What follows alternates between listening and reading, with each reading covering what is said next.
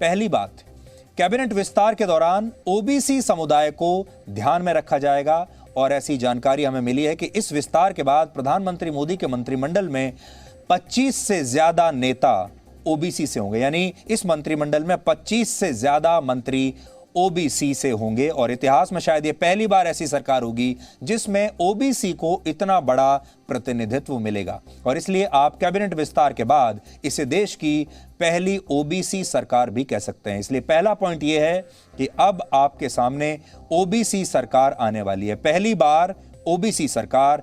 OBC का बहुत खास ध्यान रखा गया है इसमें। भारत की जनगणना के मुताबिक हमारे देश में ओबीसी की वैसे तो कोई श्रेणी नहीं है, लेकिन वर्ष 1980 में मंडल कमीशन ने अपनी रिपोर्ट में यह बताया था कि भारत की 52% आबादी ओबीसी समुदाय से आती है। तब मंडल कमीशन ने देश की 1257 उपजातियों को ओबीसी में रखा था और इसके बाद फिर 2007 में नेशनल सैंपल सर्वे ऑर्गेनाइजेशन ने भी एक रिपोर्ट पेश की और देश में ओबीसी समुदाय की आबादी लगभग 41% तब बताई गई थी। लेकिन आज सारे एस्टिमेट्स को अगर ध्यान में रखें तो ओबीसी की जो आबादी है लगभग हमारे देश में आधी है। इसीलिए हम कह रहे हैं कि इस मंत्रिमंडल में 25 से ज्यादा मंत्री ओबीसी के होंगे। मंत्रिमंडल विस्तार के बाद केंद्र सरकार में देश की लगभग आधी आबादी वाले ओबीसी समुदाय का बहुत बड़ा प्रतिनिधित्व होगा, जो कि इस बार की एक नई बात है। इस बात का भी ध्यान रखा जाएगा कि ओबीसी में भी जो उपजातियां हैं, हमारे देश में बड़ी संख्या में उपजातियां हैं, उपजातियों को ही ज्यादा प्रतिनिधित्व ना मिले और संतुलन बनाते हुए लगभग सभी प्रमुख उपजातियों से नेता कैबिनेट में शामिल होंगे। यानी उपजातियों को भी इसमें शामिल किया गया है। 1980 में मंडल कमीशन की रिपोर्ट के बाद भारतीय राजनीति में कई पार्टियों की स्थापना हुई जिन्होंने ओबीसी की राजनीति जबरदस्त तरीके से की। वो ओबीसी की ही पार्टियां थी और इस समुदाय के सशक्तिकरण का भी वादा किया। लेकिन सरकार में आने पर किसी एक ही उपजाति को विशेष स्थान दिया जाता था, आपको याद होगा, और बाकी उपजातियों को लगभग भुला दिया जाता था। लेकिन मोदी के मंत्रिमंडल के विस्तार में ऐसा नहीं होगा और सभी उपजातियों को बड़ा प्रतिनिधित्व पहली बार किसी मंत्रिमंडल में मिलने की संभावना है। इसके अलावा जाट समुदाय को भी सरकार में प्रतिनिधित्व इस बार पहले के मुकाबले ज्यादा मिल सकता है। दूसरी बात, कैबिनेट विस्तार में देश के दलित और आदिवासी समुदाय को भी पूरा प्रतिनिधित्व मिलेगा और कैबिनेट विस्तार के बाद सरकार में एससी और एसटी नेताओं की संख्या 10-10 हो जाएगी। यह भी एक बहुत बड़ी संख्या होगी। यानी ओबीसी के बाद जो ज्यादा फोकस रहेगा वो होगा एससी और एसटी का, यानी दलित और एससी। तीसरी बात, मंत्रिमंडल विस्तार इस तरह होगा कि देश के सभी राज्यों और केंद्र शासित प्रदेशों को इसमें पूरा प्रतिनिधित्व मिले। यानी हर राज्य से एक या एक से ज्यादा नेता मोदी मंत्रिमंडल में शामिल होंगे। अभी देश में कुल 28 राज्य हैं, 8 केंद्र शासित प्रदेश हैं।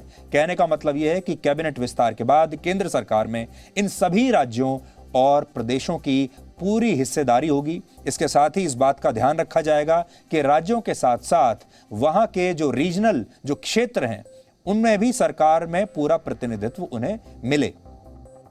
हर राज्य के अलग अलग क्षेत्र होते हैं। उदाहरण के लिए जैसे उत्तर प्रदेश एक राज्य है, लेकिन इस एक राज्य में 4 बड़े क्षेत्र हैं। पूर्वांचल है, अवध है, बुंदेलखंड है, पश्चिमी उत्तर प्रदेश है। ये उसके लोकल रीजन्स हैं। तो इस बार न सिर्फ राज्यों को प्रतिनिधित्व मिलेगा बल्कि राज्यों के जो अंदर जो क्षेत्र हैं राज्यों के बड़े बड़े, उन्हें भी उतना ही प्रतिनिधित्व मिलेगा। चौथी बात, मंत्रिमंडल विस्तार के बाद उम्र के हिसाब से भी ये अब तक की सबसे यंगेस्ट काउंसिल ऑफ मिनिस्टर्स होगी। मंत्रिमंडल विस्तार के बाद इस सरकार में मंत्रियों की औसत आयु बहुत कम रहेगी, यानी युवा लोगों को ज्यादा प्रतिनिधित्व दिया जाएगा। ये इसलिए भी महत्वपूर्ण है क्योंकि भारत में युवाओं की आबादी 65% है और इस हिसाब से देखें तो यह सरकार देश के युवाओं का प्रतिनिधित्व करेगी। यानी जो औसत उम्र है मंत्रिमंडल की वो बहुत कम रहने वाली है। इसका मतलब यह है कि मंत्रिमंडल में युवा ज्यादा आएंगे। पांचवी बात, मंत्रिमंडल विस्तार के बाद इस सरकार में पढ़े लिखे नेता सबसे ज्यादा आपको दिखाई देंगे। इसमें प्रोफेशनल्स होंगे, पूर्व राजनयिक होंगे, डॉक्टर होंगे, वकील होंगे, एमबीएज होंगे और इस सरकार में जो प्रोफेशनल और पढ़े लिखे जो लोग हैं जो किसी ना किसी अपने आप को डोमेन एक्सपर्ट आप उन्हें कह सकते हैं, ऐसे लोगों को इस मंत्रिमंडल में शामिल किया जाएगा। छठी बात, इसमें महिलाओं की संख्या पर भी खास तौर पर ध्यान दिया जाएगा। महिलाओं का प्रतिनिधित्व पहले के मुकाबले ज्यादा होगा। सातवीं बात, जिन नेताओं के पास राज्यों की राजनीति में लंबा अनुभव है, उन्हें इस मंत्रिमंडल में काफी मौका दिया जाएगा। उदाहरण के लिए ऐसे नेता जो राज्यों के मुख्यमंत्री रह चुके हैं या राज्य सरकारों में लंबे समय तक मंत्री पद संभाल चुके हैं, ऐसे लोग इस बार आपको ज्यादा दिखाई देंगे। इनमें असम के मुख्यमंत्री सर्बानंद सोनोवाल हो सकते हैं। आज ही वो दिल्ली भी पहुंच गए हैं और उनकी ये तस्वीरें आप देख सकते हैं। यानी मंत्रिमंडल विस्तार के बाद सरकार में अनुभवी और युवा नेताओं का एक मिश्रण आपको मिलेगा। लेकिन हिंट आपको हम ये दे देते हैं कि इस मंत्रिमंडल में आपको कई पूर्व मुख्यमंत्री अलग अलग राज्यों के देखने को मिलेंगे। अब आप अंदाजा खुद लगा सकते हैं, हम कोई कयास नहीं लगाना चाहते इसमें, लेकिन आपके लिए हिंट ये है कि पूर्व मुख्यमंत्री कई होंगे और राज्यों में जो लोग मंत्री रह चुके हैं राज्य सरकारों में, ऐसे भी लोगों की इसमें संख्या होगी। इससे होगा ये कि रीजनल लेवल पर, राज्यों के स्तर पर जो लोग बहुत अनुभव के साथ आ रहे हैं, जिन्हें राज्यों में काम करने का अच्छा खासा अनुभव है, अब वो अनुभव अपना केंद्रीय मंत्रिमंडल में अब उसका फायदा उठाया जा सकता है। ये पहला ऐसा कैबिनेट विस्तार होगा जिसमें राजनीतिक दबाव, सिफारिशें और चुनावों को ध्यान में नहीं रखा गया है। पहले ऐसा नहीं होता था। आपको याद होगा, इससे पहले जो मंत्रिमंडल विस्तार हुआ करते थे उनमें राजनीतिक दबाव बहुत चलता था, उनमें सिफारिशें बहुत चलती थी, क्योंकि अलग अलग पार्टियों का दबाव रहता था, अलग अलग नेताओं की सिफारिशें होती थी और कई बार जो बड़े नेता हैं, जो उनके पारिवारिक मित्र हुआ करते थे, जो उनके अपने लोग हुआ करते थे, वो उन्हें मंत्रिमंडल में जगह दिलवा दिया करते थे। सिफारिशी जो हैं मंत्री बहुत बनते थे। इस बार ऐसा कोई व्यक्ति आपको नहीं मिलेगा। और कई बार पहले यह भी होता था कि जिन खास राज्यों में चुनाव हुआ करता था उसके हिसाब से मंत्रिमंडल विस्तार में उन्हें जगह दी जाती थी, लेकिन इस बार मेरिट के हिसाब से और जैसा हमने आपको बताया कि जो क्राइटेरिया हमने आपको बताया, इसके हिसाब से इस बार मंत्रिमंडल विस्तार किया जाएगा। अभी जब कैबिनेट विस्तार नहीं हुआ है तब मंत्रिमंडल में प्रधानमंत्री मोदी को मिलाकर कुल 53 मंत्री हैं और इनकी संख्या अब 81 तक जा सकती है। यानी अभी सरकार चाहे तो 28 नए नेताओं को इसमें और शामिल कर सकती है। आज इस पर कई नेताओं की प्रतिक्रियाएं आई हैं, आपको इनकी बातें भी अभी सुननी चाहिए।